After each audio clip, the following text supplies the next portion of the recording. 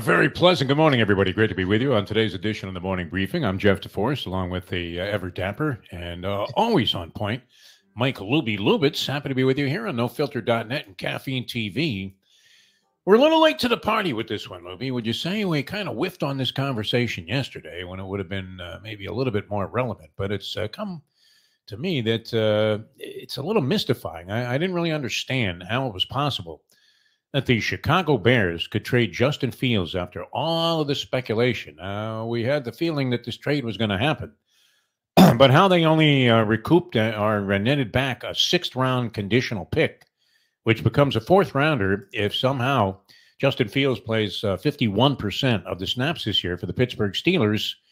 But that's an unlikely circumstance, not impossible, unlikely circumstance, considering that the Steelers just got Russell Wilson on loan from the Denver Broncos, where they only have to pay him $1.2 million, and clearly they did not sign this guy and bring him to Pittsburgh, and whatever rhetoric and conversation went back and forth between Russell Wilson and the Steelers, I doubt that any of it included, by the way, you're going to sit the bench behind Justin Fields. What do you think, Lubie? A sixth-round pick for Justin Fields, and that especially when weighed against the fact that the Pittsburgh Steelers had dealt Kenny Pickett, a former first-round pick, and somebody that had shown signs of capability to be an NFL pro quarterback, but had sort of muddled those with so-so play, if anything, maybe even subpar play, and an injury did him in. Kenny Pickett still has 2 years left on his rookie deal, and maybe therein lies the difference. Fields only has one. But how is Kenny Pickett able to get back in the deal with the Eagles? Pickett gets a third-round pick from the Eagles for the Pittsburgh Steelers, and that's in 2024, and 2 seventh-round picks. So essentially 3 selections. Those seventh-round picks are in 2025. 3 selections, including a third-rounder for Kenny Pickett, 1 selection, a sixth-rounder, possible fourth-rounder for Justin Fields, who appeared to have much more of the so-called upside than Kenny Pickett did at this stage. Would you agree that that's a fair statement? Now, the big differential there, and I just kind of caught on to this because I was trying to figure out what the fuck happened here. How is it possible that the Bears general manager, who has been being credited with genius maneuvers after he traded out of the first pick last year and ended up with the first pick again, a brilliant move as they moved off of Bryce Young, who you would have to say, Lubie, had they selected Bryce Young and had both Fields and Bryce Young on the roster, would they have been that much better off? No, they would have been in a disastrous position. Because Bryce Young, well, we don't know. How long is the jury going to be out on Bryce Young? Certainly at least through this year. But can you make any definitive judgments about Bryce Young based on what you saw with the Carolina Panthers last year? I mean, people are going to because of what Stroud looked like and Stroud did. Yes. I think people are starting to realize that the Texans, who, yes, they lost Deshaun Watson, but they've done a really good job drafting, and they had a much better group of talent than the Panthers had. But again, the comparisons are going to happen, and Bryce Young didn't look great. Now the Panthers look like they're a fucking disaster talent wise. And I think that should go in the corner of Bryce Young, but people don't do that. They don't take the whole story. They just see, okay, Stroud, playoff victory. Look at this kid. What people are putting Stroud as a top 5 quarterback in the league. They were 9-6 under Stroud, and they played a shitty Browns team. And then he looked like garbage the next week against the Ravens. It's not like Stroud is superhuman, but he was a rookie and didn't suck. So he's vaulted into greatness. Whereas Bryce Young looked like a freaking rookie, and he looked like a rookie the entire goddamn year. So, and he didn't make any strides, and he didn't grow. And the end of the year, he looked the same as he did in the beginning. So he looked like a zombie out there a lot of the times. I would say. Yes. He looked completely lost. I mean, the way he stands in the pocket with his sort of frail physique. Yes. And you're saying, can this guy really just stand there like that and expect that the defense is going to be counting Mississippi's? Or does he need to throw the fucking ball somewhere? I mean, a big problem. But the way he stood in the pocket, it wasn't like he was one of these rambling, scrambling guys where he was going to make something happen. And I almost hate to use this terminology, but make something happen with his legs. I sound like Greg Olson now. Wow, he's making something happen with his legs. Yeah, he ran out of the way of a 300-pound lineman who was about to decapitate him. That's what happened, Greg. That's how he made something happen with his legs. He ran like Ben Gazzara. Run for your life. Sometimes you have to do that. We saw it here in Miami with Ryan Tannehill. He was running for his life his entire, pretty much his entire career with Miami, who for some reason is always bereft of the notion that you would need a very good offensive line to protect your quarterbacks. They weren't that bad in this category this past year, but when you hear terms like makeshift and patchwork, Yep. you could just put that on the yearbook for the Miami Dolphins. And with a makeshift patchwork offensive line, they're going to try and go out there and contend again. And guess what, people? It's probably not going to happen because it's too key of a position to just go in there and shrug your shoulders and say, well, you know what? We got some guys. Not happening. As we see evidenced by the fact that mediocre to not even average offensive lineman. I don't know. Was Robert Hunt that exceptional that he's worth $20 million a year as a guard? He's a guard. I mean, My guards God. are at this point somewhat interchangeable. I mean, the Dolphins showed that. Like, their guards actually weren't an issue last year, and Hunt missed pretty much the entire season. Like, it's baffling. I don't know. I mean, some of these GMs clearly are fueled by self-sabotage. It seemed odd, though, that Fields could only get back a sixth-round pick for the demonstrated talent that he had. And you would have to say that while the book may be out on many, many quarterbacks, including Bryce Young, it's still kind of out on Justin Fields, but at least he showed flashes that he might be able to fit into a category where I don't know that he's the second coming of Lamar Jackson. And I don't know that you necessarily want that based on the fact that every time we've seen Lamar Jackson in a big, big spot, not every time, during the regular season this past year, he passed many, many tests and broke through many barriers in regards to how he shows up in big games. But once again, when we got to the playoffs, he looked befuddled, completely lost, except for that second half in the game against the Houston Texans. Other than that, he looked like he had no idea what he was doing in the second round game. Unbelievable. So quarterback, very precarious position. We know that. You're very lucky if you have somebody that you have complete faith in. We see a lot of juxtaposition at the quarterback position seemingly every year. Teams make all kinds of desperate grasps at the quarterback position, as witnessed by, I don't know, could this turn out to be one of the worst deals in the history of sports if Aaron Rodgers doesn't do anything this year with the New York Jets? Can you imagine what they gave up to sign a 40-year-old guy who's out of his fucking mind?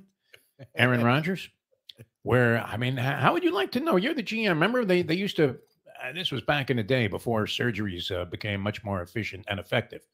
But it was not unusual to have clauses. And this started, I believe, with a pitcher way back named Jim Lonborg, who was with the Red Sox. And he was injured during the offseason, Lubie, in a skiing accident.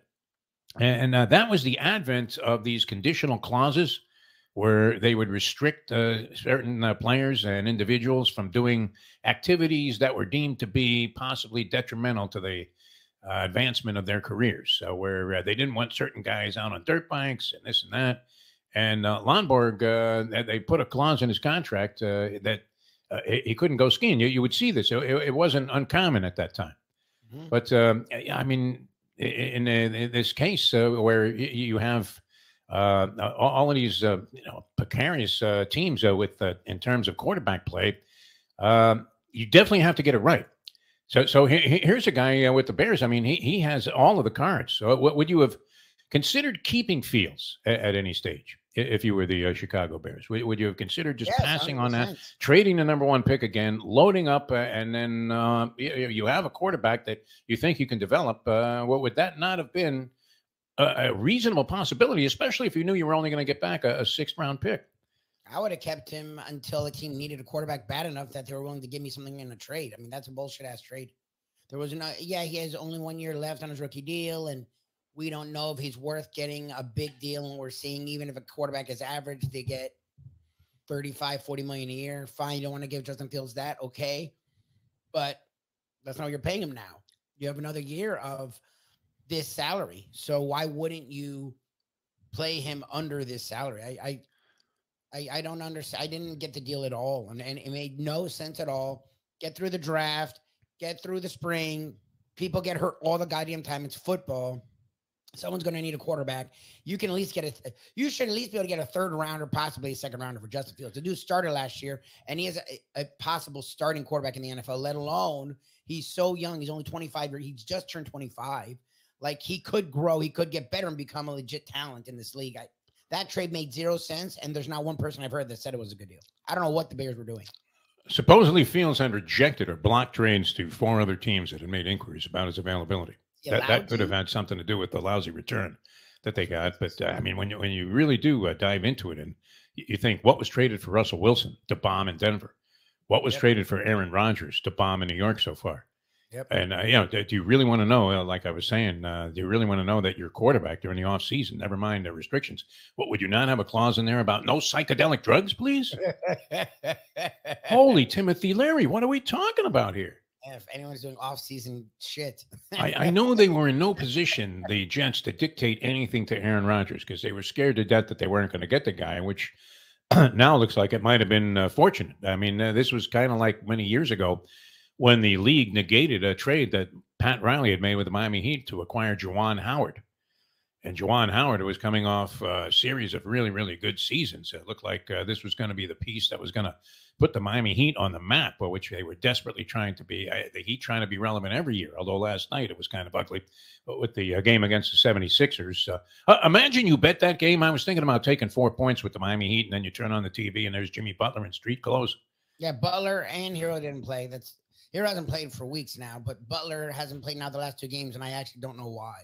I have no understanding of. No idea. Yeah, no, we never know with Jimmy Butler what the fuck is going on if you're a Miami Heat fan. But and I thought, wow, the Heat against the 76ers, the Embiidless 76ers. I mean, wouldn't it be worth taking a shot? They've been very good on the road this year, getting 4 points, and then you look and it's an absolute disaster. Disaster. But yeah, a shocker, I would think, if you were the Chicago Bears, that's all they ended up with. And if you were a Bears fan, you have to think that you really got hosed in that deal, especially seeing Kenny Pickett accrue back substantially more in terms of draft capital. If you want to compare a 3rd-round pick to a 6th-round pick, I don't know that there is a comparison. Caleb Williams doesn't have to play right now. Let Fields play. Maybe he's good. And then maybe someone's like, oh, shit, let's go get Fields. Like, there's many other ways to go with it. They picked the worst way. Worst way. Seemed pretty dumb, yeah. I mean, they held on to him maybe a little bit too long if they were going to get rid of him. They had to know. I mean, they had to have a strategy that they were going to draft Caleb Williams. It makes sense, too, in some ways, because if you think they're similar, all right, maybe you're going to go through some growing pains with Caleb Williams, especially in the first year. So you might be lousy again this year. But nonetheless, he's going to be on a rookie contract, whereas Fields only had 1 year left. Yes. And so you're going to control the quarterback position, which if you look at the salaries that are being doled out for guys that you consider to be slightly above average at one time. Is Kirk Cousins slightly above average? You have to pay $45 million for some schmuck. It's incredible. So you're far better off if you can get these guys on a rookie contract and control the pace there in terms of the spending, the outlay for the quarterback position for the next 5 years. And that gives you plenty of time to figure out if the guy's any good. Exactly. So interesting dynamic to the whole thing. But to think that Kenny Pickett accrued back more than Justin Fields did after all of the conversation about what the Bears were going to do since they held the number 1 pick. And it turned out to be kind of a reverse fleece job, huh? I mean, they took everything from Carolina and then got nothing back. Well, when they finally made the move to flip their quarterback and go ahead and capitalize on having a number 1 pick. All right, many other things happening in the world of sport. Do we have a Cinderella team yet, Lubie? You're saying Drake? I don't know. I think of Drake as a cupcake, don't you, Drake? Not just in basketball, but in general, right? Drake's Cakes, didn't they make the Devil Dog? They made a bunch of good. Yes, they have cakes. Good cupcakes back in the day. Supposedly, a lot of people are saying their team that could do some things. I don't know. Again, St. Peter's and fairly like Dickers and Dickinson were not teams people were high on going into the tournament last year. So, to me, I always find it funny when you're trying to pick the Cinderella. Like that seems oxymoronic. Like that's. I think you need to go in reverse when trying to figure out the tournament and just bet in what round will Purdue and Duke be eliminated. Exactly. And start with a really low number. I don't know that either of those teams is going to win 6 games, but that'd be the first thing I would look for. Purdue has been particularly pathetic when carrying strong teams into the NCAA tournament in recent years. I mean, just eliminated in the first round, second round, and last year. That was a disgrace. Getting taken out by Fairleigh Dickinson, a 16 versus a 1, Lubie. Yep. 16 versus a 1. I don't know that I'm seeing Cinderella yet. And maybe it's because I'm not looking past the chalk. I tried to fill out my bracket for the various bracket pools, and for some reason I've been inundated, just besieged with requests to be in bracket pools. Have you found that also? Like you can't open your email without at least 20 invites to bracket pools. And that's being like 3, and I have no interest in doing any of them. I mean, I am so weak at this. I shouldn't even be commentating on it. I went down the entire left side of the bracket, encompassing 2 of the 4 regionals. And in every game, I found myself favoring the chalk. Yeah. How pathetic. I mean, you know what I have here? I have a glass full of milk of magnesia, and I'm going to drink this now and dissuade me from filling out any brackets for the tournament. How is that possible? Why is it always that the chalk looks like it's going to stand out? Even in the 8 versus 9 game, are you too weak to pick a 9 seed over an 8 seed? You really have to have some guts if you're going to do this. It's almost better if you're completely uninformed. I'm beginning to believe that. But we will have some insight throughout the week on the tournament. We'll try to pick a Cinderella team that we can ride. I don't know if it's St. Peter's this year. St. Peter's was great. They got to the, Elite 8? Yes. 2 years ago? 2 years ago, they got to the Elite 8. You have other teams there that would seem to have no chance, that are going to be asked to spring monumental upsets just to get to the second round. But we'll try to pinpoint a Cinderella team in the tournament over the next couple of days here. Well, I guess we only have until Thursday morning to come up with this stuff, but it's going to be a lot of fun. You have the play-in games, a couple of them tonight in the NCAA tournament, so that should be exciting. And many other things on the horizon here when it comes to basketball. We didn't dive into the women's tournament at all. Is it all about Caitlin Clark in South Carolina this year, yes, the women's tournament? All I know about is that South Carolina's undefeated, and Caitlin Clark is the greatest thing we've ever known. The greatest basketball player of all time. I'm ready to declare her that. Never mind Shaq. Never mind never mind the stilt. Greatest basketball player of all time. I was kind of happy, Lubie. I was challenged last night. I'm watching the beginning of the Knicks in Golden State. And Jalen Brunson was being featured. Jalen Brunson having a magnificent season. He's averaging 27.5 points a game.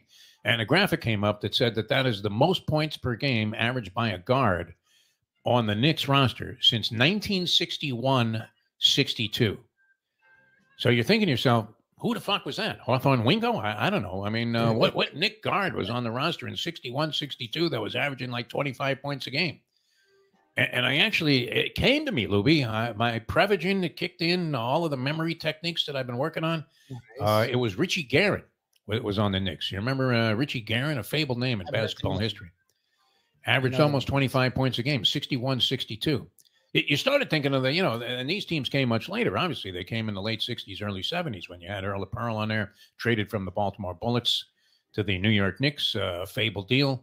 And then, of course, the Knicks were riding the hot hand of another guy they acquired in a trade, Dave DeBusschere. They had Willis Reed, Clyde Frazier. I mean, just a tremendous team that you can still see in perfect symmetry, operating the half-court offense as if Red Holtzman was out there himself, orchestrating the whole thing. But I don't remember any guards of great distinction. I immediately thought of Butch Comives, my man Butch Comives. He averaged about 7 points a game out of Bowling Green. But Richie Guerin was the answer, and it turned out to be right. I had to look it up this morning, Lubie.